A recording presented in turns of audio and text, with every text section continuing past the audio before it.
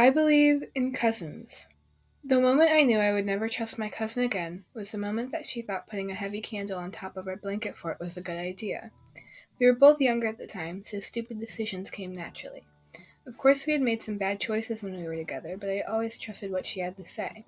She has helped me through so many hard times, but she has always jumped to make decisions, especially bad ones.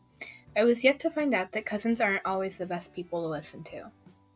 I always trusted my cousin on what to do or say. She was younger but smarter than me, so of course I trusted everything she said. So when she said that putting a 5 pound candle on top of a really fluffy blanket on a polished wood table to hold up our fort was a good idea, I didn't think twice about doing it. We were about 7 and 5 at the time. One of our traditions when she came into town was to make blanket forts.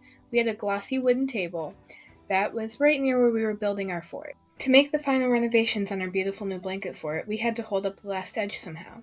The only thing we had around that was worthy of holding up our beautiful blanket fort was a 5 pound candle. We thought it would hold up sitting on the edge of the table. As I crawled under the blanket to put up some string lights to make our blanket fort feel more like home, my cousin thought it would be a great idea to try and scare me by punching the top of the blanket.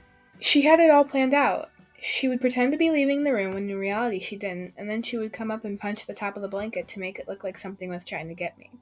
She didn't think that it would affect the candle that was on the edge of the table. Well, obviously, it did. And it fell. Right on my face. All I remember was the entire left side of my face feeling like it had been hit by a truck. The candle had fallen on my face and chipped off a part of my cheekbone. I had a black eye for a couple of days, but other than that, I was alright. Of course, I didn't trust my cousin as much after that incident, but that doesn't mean I don't love her. She's still my family and I'm stuck with her. She's helped me through some really rough times, and after she dropped a candle on my face, I forgave her because I realized that you can't hold grudges forever. We still stick together, though we have our fights and problems. We still love each other because at the end of the day, I can't hate her forever. I'm kinda stuck with her. Family has always been a very important aspect of my life, and forgiveness was something I was always taught.